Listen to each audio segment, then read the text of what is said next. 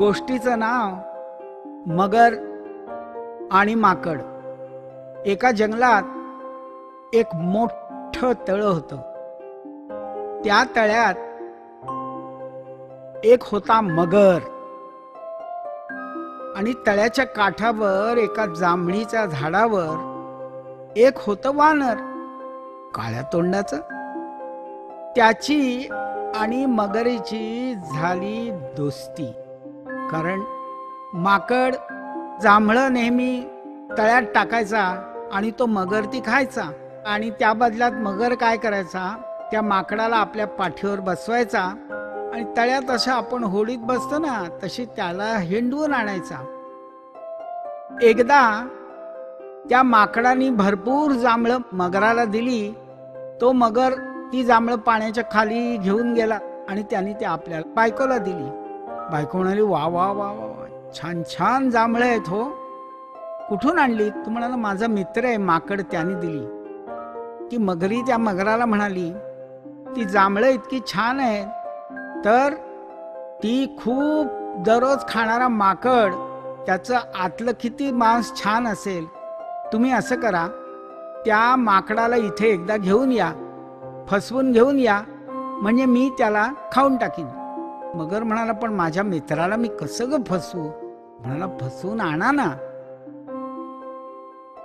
मग तो आला पाण्याच्या वर आणि म्हणाला, माकड दादा, आज मी तुम्हाला खूप लांब तळ्यात नेऊन खूप मोठी फेरी मारून आणतो, येताय ना? तो म्हणाला, हो येतो ना. माकड खाली उतरलं आणि त्या मगरावर बसलं पाठीवर. मगर हळूहळू हळूहळू चालला आणि खूप आत गेला, तळाच्या खूप आत गेला. आणि मगर वानराला म्हणाला, मी तुला आणलाय ना, ते मुद्दाम आणलाय, माझी बायको तुला खाऊन टाकणार आहे. तो म्हणाला, अरे मलाच का खाणार आहे? तो म्हणाला, नाही, जांभळं इतकी गोड, तर तू दररोज इतकी जांभळं खातोस, तुझं मांस किती गोड असेल. आता माकडाला कळलं, अरे बाप रे, या बायकोच्या हट्टापायी आपली मैत्री असून सुद्धा हा मगर आपल्याला त्याने दुष्टपणाने इथे घेऊन आलेला आहे, फसवून आपल्याला घेऊन आलेला आहे. त्याला सुचली एक युक्ती. तो म्हणाला, मगरा, तू मला आणलंस खरं, अरे मला खायला काही हरकत नाही, पण माझं गोड मांस इथे आहेच कुठे? ते तर मी झाडावर ठेवून आलोय. का रे बा, झाडावर का ठेवलं? तो म्हणाला, पाण्यात खराब होईल वगैरे म्हणून मी झाडावर ठेवून आले. तर तू असं कर, मला तिथे ने, मी झाडावरनं मांस घेतो माझं आणि पुन्हा येतो. मगराला खरंच वाटलं.